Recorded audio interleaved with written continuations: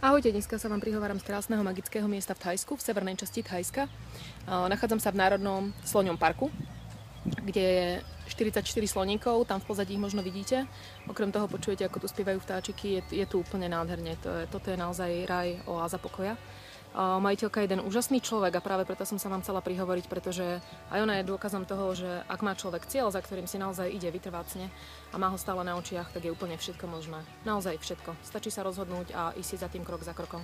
Táto žena sa nevzdala. V 90. rokoch sa jej podarilo získať do svojho vlastníctva prvého tyraného sloníka, ktorého má ešte stále tu. Okrem toho pribudlo ďalších 43 slonov, ktoré zachránila z cirkusov, z rôznych iných zvieracích show, kde boli týrané a naozaj držané v hrozných podmienkach. Pustili nám aj video, aby sme videli, ako to vyzeralo počas toho, ako ich zdomestikovali, a videjko bolo naozaj viac než náročné na pozeranie. Takže táto ženská má veľký obdiv, v mojich očiach je to úplne neskutočný človek a vďaka nemu táto planéta snáď bude aspoň trošku krajším miestom.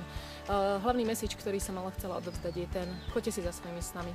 Urobte prvý krok, choďte a nenechajte sa odradiť absolútne ničím a nikým. Ak vy cítite, že to je to, čo chcete robiť, choďte do toho. Choďte do toho, aj keby čo bolo. Toto miesto je živým dôkazom toho, že sa to dá.